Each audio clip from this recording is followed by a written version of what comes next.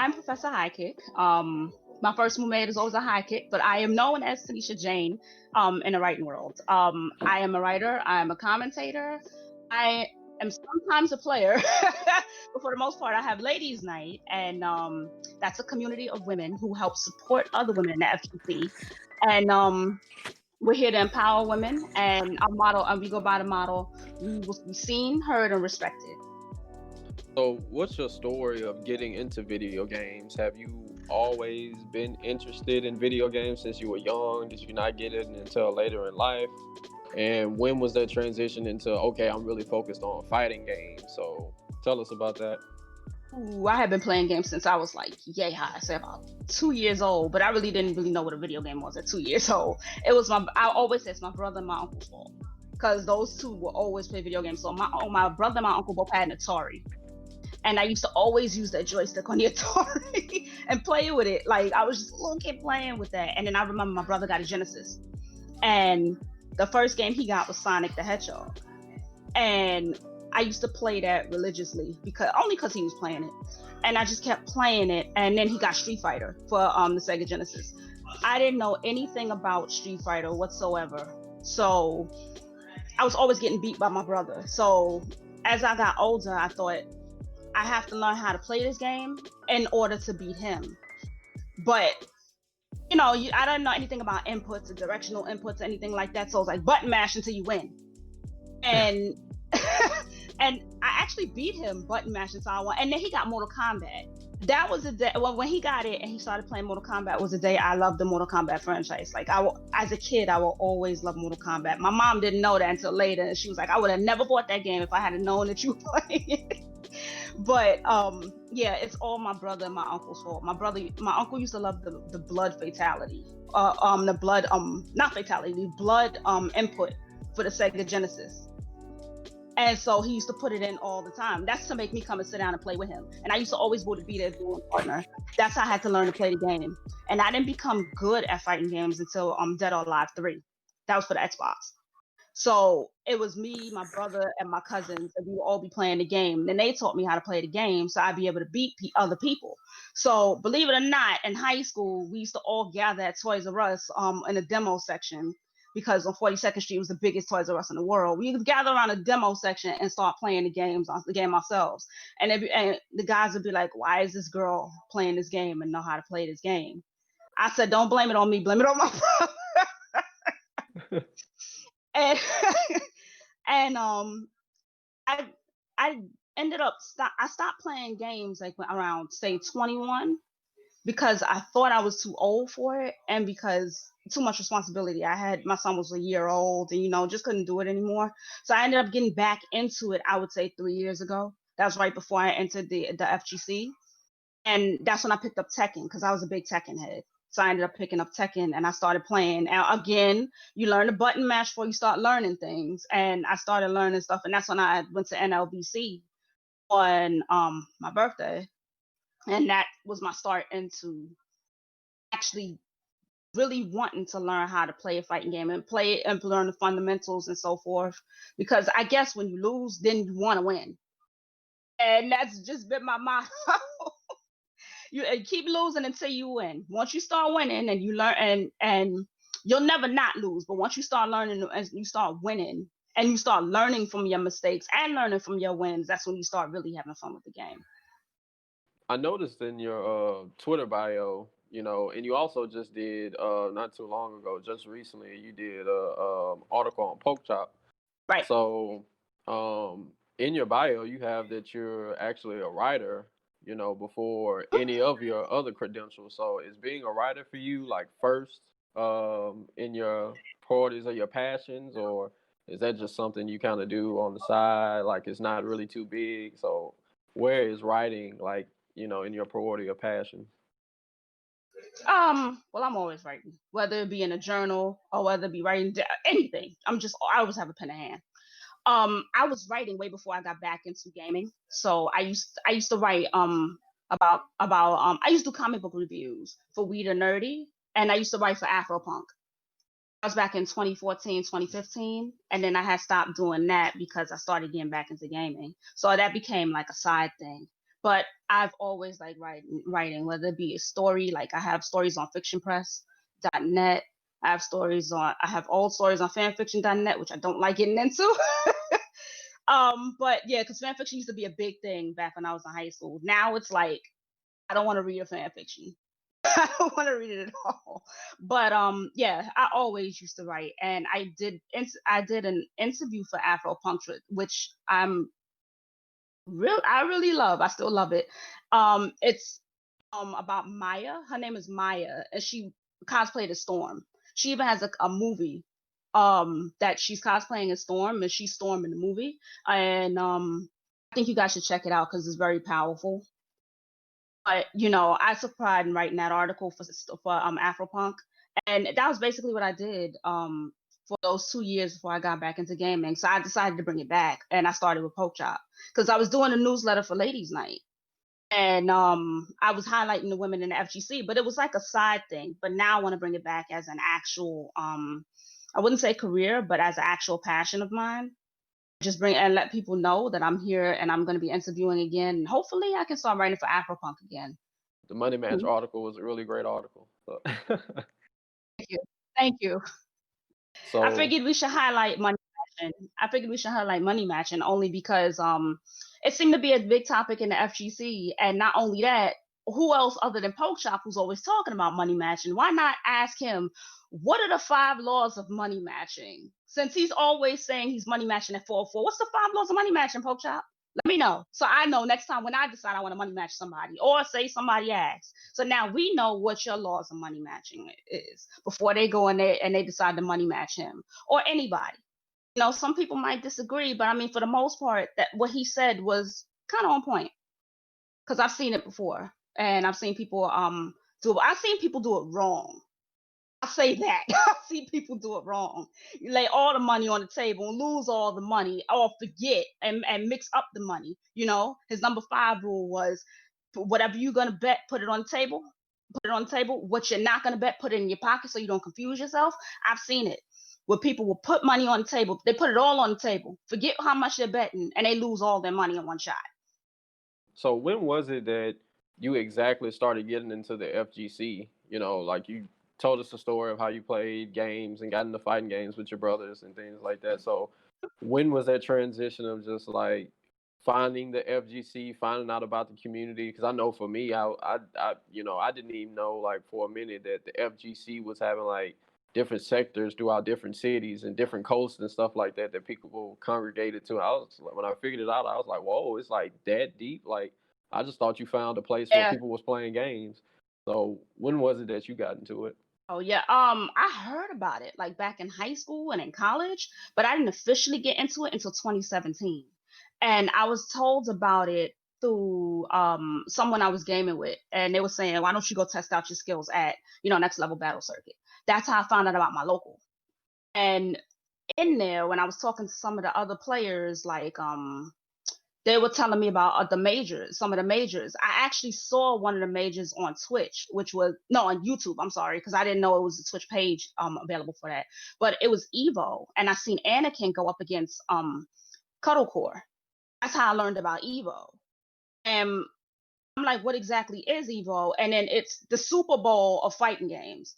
I always made it a mission to want to go to Evo because I want to go to the Super Bowl fighting games. And then later on down the line, while I was commentating, I said, I want to commentate at Evo. If there's one thing I want to do, I want to commentate Tekken at Evo. But I learned about it basically through another mutual from in the FGC. And it's so many tournaments now. It's like so many, it's hard to keep track of. But in 2017, it wasn't as many. So I'm glad there's growth, and I hope we continue to grow. But yeah, you're right. Like back in the day, it wasn't many. It wasn't many like tournaments. It was just a place to meet up. It went from that to us actually starting a business. I think that's pretty awesome. That is really, and I hope we continue. I hope we continue to grow.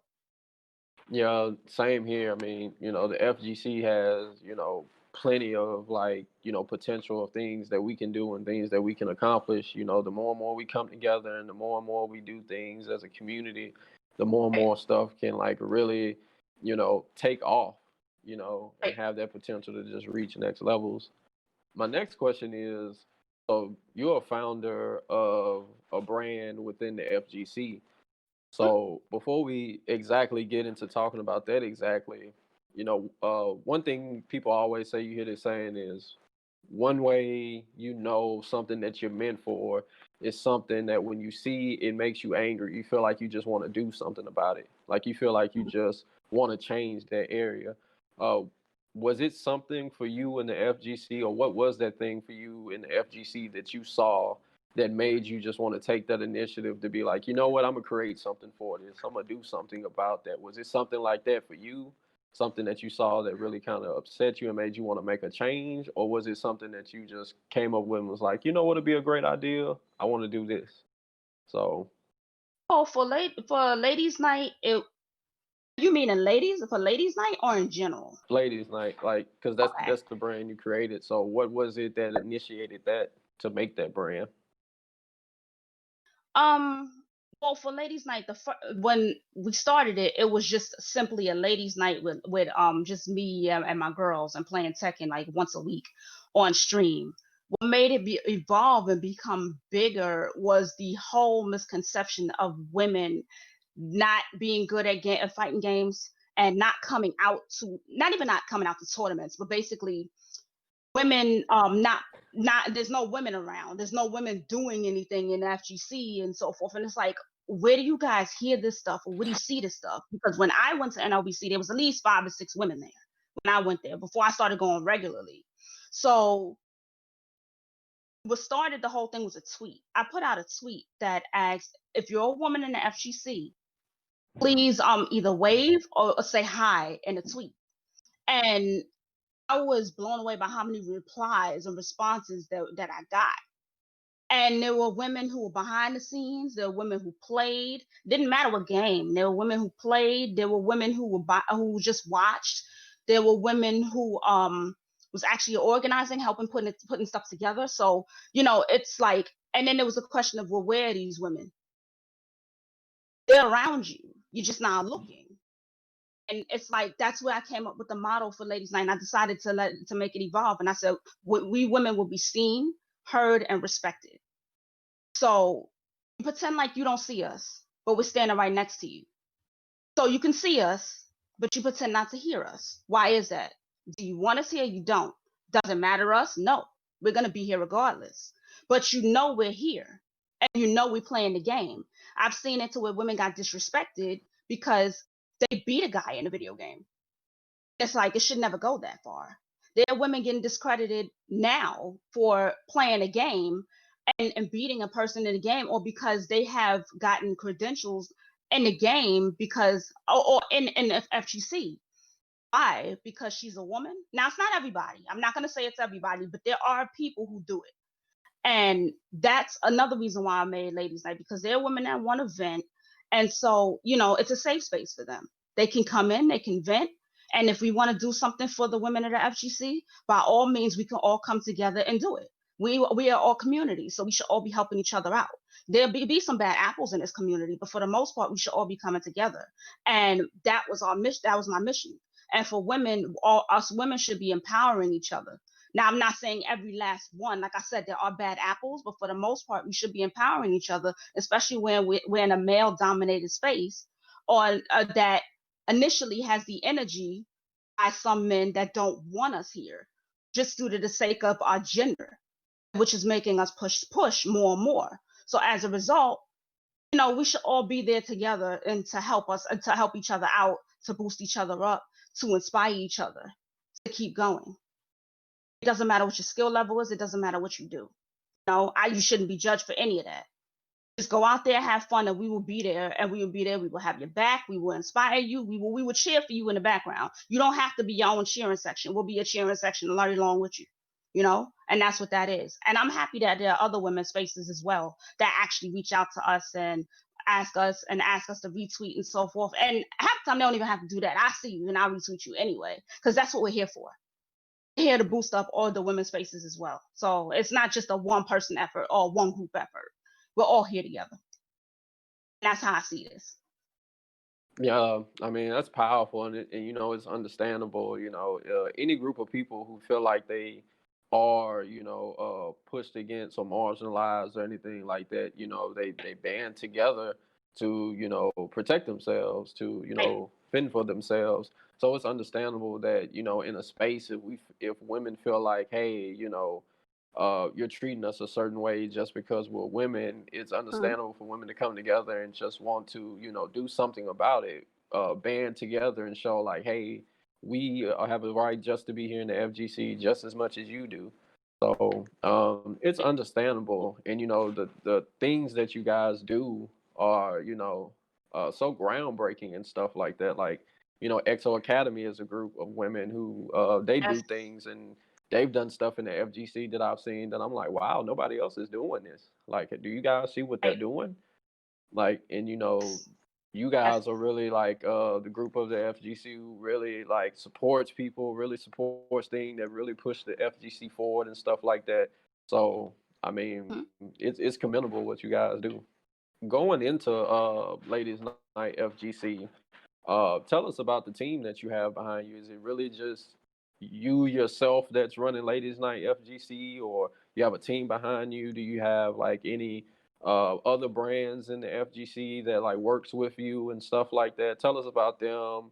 What are you doing? The moves that you guys are making with Ladies Night right now to try to make moves in the FGC and stuff like that. So tell us about the state of Ladies Night right now.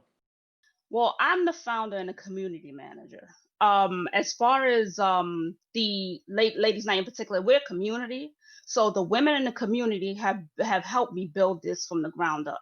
So it's not just a me effort; it's all of them. So I have to give all of them credit because they each put a hand into making sure that it got to where it is now. As far as the tournaments, we have sponsors that help sponsor the tournament. So it's Dynamic Focus, it's Combo Queens, Scrub Dojo, NYC Tekken, and right now Kick Punch Block is also helping out. But for the most part, the four that I mentioned are the four that's helping out. Also, Team Spooky helps out as well. Art from Team Spooky, he helps out as well. He helps out with streaming. Before that, we had Mike ATL from the Tekken House. He used to help out every once in a while as far as helping out with sessions. So we had used to have ladies' night sessions where the ladies would come in and do sessions and help each other out. And then Mike made an appearance to help out to show that we can also work with men as well. And because there's a stigma going around for some reason that women's only groups only cater to women and they don't like men, and that's far from the truth. So we also showed that we can work with men as well. So it's not just let's band together to not like them type thing. And he's helped out. Mr. 96 ATL has helped out as well. Um, Also, we've had some of the guys from the Philly area help us out as far as like helping out with skill wise. So it's different things like that. We had leaderboards, not leadership leaderboards, which small mini tournaments that help the women out as far as skill and to help them with the anxiety. But I took it that extra step and decided to have tournaments so that all women will be welcome, and all women are welcome in general, but all women will be welcome to these and active, and also everybody can see the different skill levels that these women have in the FGC. So they're killers out here. You just don't know it yet because they have anxiety when they go to tournament, or they just don't feel comfortable going to tournament right now, or they can't because of COVID. So let's do this online and show these women and highlight these women so you can see the skill levels. And we've had one that got sponsored after our first qualifier, and we've had others that are getting looked at, and others that have gone to other tournaments like Trace Complete or the Philly or some of the Philly tournaments. So it's definitely been something. And as far as it's been experience, and not something, an experience. But as far as our future, um we'll probably still be doing this. So we'll probably end up collaborating with other groups so that we can all bring our groups together to have one full community. So with that, hopefully the women will be able to branch out to inclusive tournaments and not feel anxious or nervous or feel like they can't underplay or they won't underplay, so that they can just trying to find the right word, so that they'll be able to mesh in with the guys and finally be able to stand there with the guys and play them and show them like, hey, look, I don't have anxiety anymore. Now I can play you and beat you. And I would know my job is done. And I know, okay, my job is done. You don't feel anxious anymore. You don't feel like you need to be in a safe space only because you feel safer around these guys now. So now I know, we don't have to, not that we don't have to keep this up, but now I feel confident. I feel content now with what's going on, you know? Because those twit longers, what we saw when we first came out, that those scared me. I'm not gonna lie to you, those twit longers scared me. And it's like, if this is what's happening at tournaments, and I'm not okay. This can't keep happening, and we have to speak out. Once things start getting better, then I can see we won't need women's groups as much, just because the women won't have to come to a safe space to feel like they're wanted. We'll be okay. But until then, we just have to continue on with our women's groups like we have now. So my next question is, if you could just picture in your mind that end goal that you have for a ladies' night, like if you could just snap your fingers and tomorrow it'd be everything that you dreamed of, like what would that look like for ladies' night? Like what impact would you guys be having in the FGC? Like what goals would you be accomplishing that you always wanted for the brand? Basically, some of it has already been happening where the women have actually branched out and have been doing their own thing and feeling comfortable in the FGC and doing it. So that's one of the goals that I've actually had, was to see the women evolve in the FGC. And I've seen quite a few of them do that. But in the long run, I want these tournaments and I want the community, the ladies' night community, to be able to not only branch out, but for these tournaments to actually get more women to actually go to inclusive tournaments. They're already empowering each other. We see that already with the tournaments, but I want the women to be able to feel comfortable playing in inclusive tournaments and actually taking these tournaments. Because I do want to see them win. Don't get me wrong. I want to see my ladies win, but I want them to feel comfortable competing and being okay when competing. No more anxiety, no more being nervous, even though you can't always fight that. But at least they'll play well enough to actually take say first, second, third, or whatever spot that they're gonna take. At least let them place, you know, and let the nerves leave them. And also knowing that they were happy within ladies' night. That's another thing.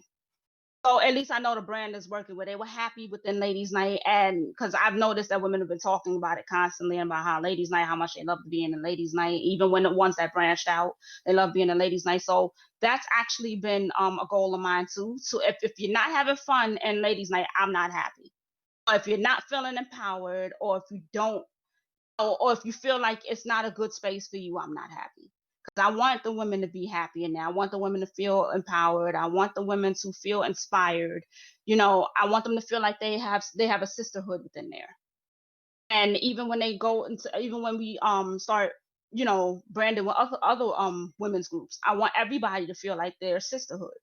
That's the whole point of us being women's groups, is to form a sisterhood. Some women didn't feel like they could, and that's a brand goal, and it's been working. So I hope eventually that ladies' night can just evolve into a big tournament that even becomes inclusive at one point. So we won't have to call it ladies' night anymore. But it's so that it could be inclusive, because that's what I want to see. I just want to see us being one inclusive family in the FGC and seeing more women come out to tournaments. That's what I've always wanted. That's dope. That's dope to just drop the ladies off ladies' night and maybe turn it into just a thing where everybody can come together and everybody is just Right. together in unison playing games and stuff like that. That'd be great. That'd definitely get the job. Like making that happen would definitely like be like mission complete. Yeah. What's funny about that is that was the FGC's goal. They wanted men and women to compete together, but the thing is that there was constant complaint about how there weren't any women at tournaments, or where the women, women complain about not being able to come out to tournaments. And it's like, if we can get some of that bad energy out, and and it starts to get better, then there will be more women that will come to tournaments. But until then, there's not going to be a lot of women that come to tournaments, and we don't even know what the state of the FGC will be in the next, say, year. It was 6 months to a year because of COVID. All we know, it might go back to back in the day where we're in a small spot all over again, and we're starting from the beginning, you know. And if that's the case, then I think that might be a good thing if we do start from the beginning, because then we can actually set ground rules and actually make sure that we do what we need to do to make sure everybody feels included and everybody feels safe, So, and just make sure it's not like it actually was back in the day. It was like anybody could say anything goes, because that's really not what it is nowadays.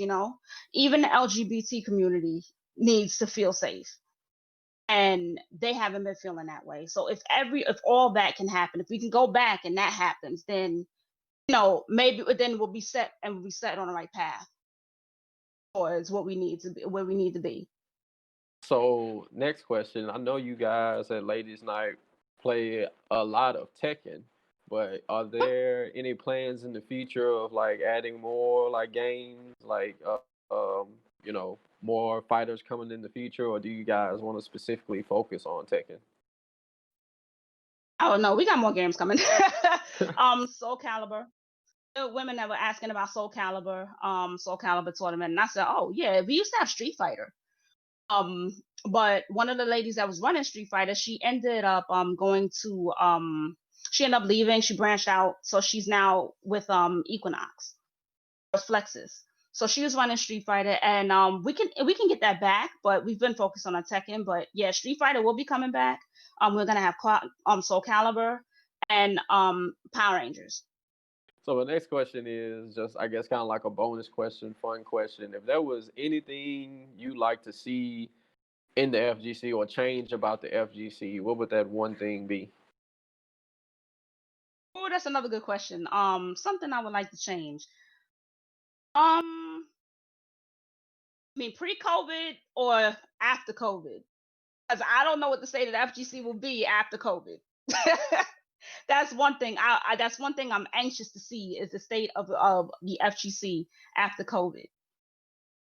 I have no idea why this popped up in my head, but a code of conduct. I hope that comes into play in the FGC. If I could change anything, it would be to make a code of conduct for the FGC, just so that we won't have to go through any of the bull that we did before.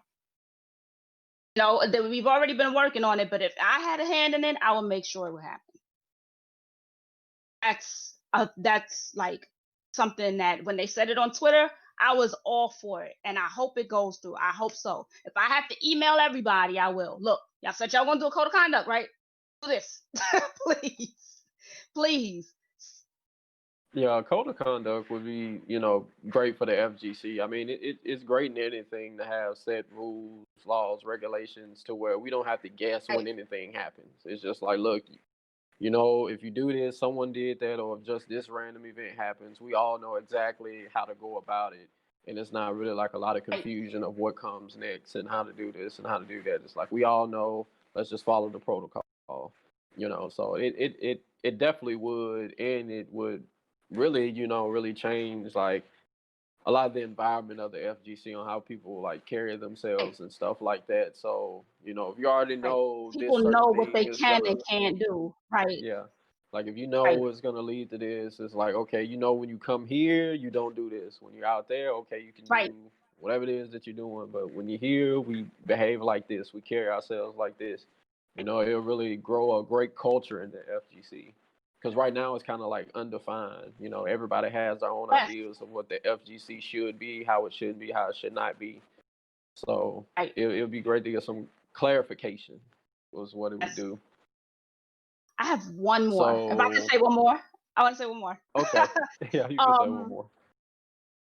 to highlight more, like we have all these award shows right now, but why not have a Hall of Fame for the people in the FGC? I've stated this before in another interview, but it would be awesome to have a Hall of Fame and to like highlight some of the players that have actually paved the way for some of us and have actually changed things up. Like, for instance, I will always mention Bernia Brawl.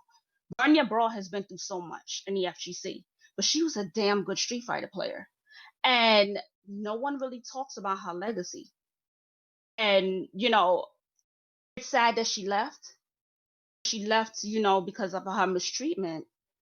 But she could be highlighted in the Hall of Fame along with plenty of other people who knew who played the game right, who placed, who have showed you time and time again their skill, and just people who have done for the FGC. A Hall of Fame would be so great for that. And not have the most popular vote, but we look into people, we look into it this time and see who actually has done what. Not saying that nobody has done anything, but with everybody voting for that one person, there are other people who get left out and who have done just as much as the person that they voted for, but because it's like your friends are voting for you, and then there's one person who's actually put in work in the FGC who gets left out. So it's like, why not have a Hall of Fame and show all that? So everybody gets a spot. Not everybody, but people get a spot in the Hall of Fame. And eventually, it'll branch out to people, a lot of people like streamers, TOs, because TOs don't really get much love. Oh, TOs, commentators, of all kinds, so it's not just the two that you see all the time at tournaments. And people do end-up analysis as well. Obviously the players, even the people who own the venues, like Greg and Henry. Those are just two people, but there are plenty more, like Valle, because Valle was a player too. So why not highlight them in the Hall of Fame? That would be so dope. I swear that would be dope. A Hall of Fame would be so awesome for us to see, especially. Yeah, No, it not really just the war show. Yeah, it really would be dope. And I mean, the FGC, we can, we don't have to wait for like anybody to come and do it for us. We could, just do it right now. Like, come up with our Right. own like, Hall of Fame board and, award ceremony and stuff like that. So I mean, I think it'd be great. So, Yeah. but that's it. That's all the questions that we have for you. So, All right. you can, plug anything you want to plug, shout out people you want to shout out, anything like that right now. Okay. Well, I want to shout out, of course, my ladies and ladies night. You guys know I love you. You guys know that you inspire me all the time. I tell you this all the time. I'm sure you have heard this time and time again, ladies, but you guys do inspire me. The other ladies groups that I have worked with, you guys inspire me as well. Also, I want to shout out everybody who has been putting in work in the FGC. And that's mostly everybody. I'm shouting out the whole community. Why? Because I see people actually trying to come together and make sure this community is actually doing right and weeding out that toxic nature in the community. And for that, I'm thankful for, because then that can actually weed out change, and we can start changing for the better. So when COVID is gone, and we can start going back to, I wouldn't say normal, but to our new normal, then we can start doing good stuff with good things, and we can start doing more things, and this can actually become a business. It can become just as big as esports, and we don't have to worry about the drama anymore. You know, um, and you guys can find me on Twitter. I use Twitter the most. Taneisha Jane, at Taneisha Jane, TANEISHA Jane. I'm also on Twitch. I stream from time to time. That's Professor High Kick. And that's about it. Oh, you can follow Ladies Night on Twitter too. That's Ladies Night FC. Okay, so that's all that we have. We appreciate you for actually taking the time to do the interview with us. We really, really are grateful that you wanted to do it with us. We appreciate the time. Thank you for having me. I appreciate it.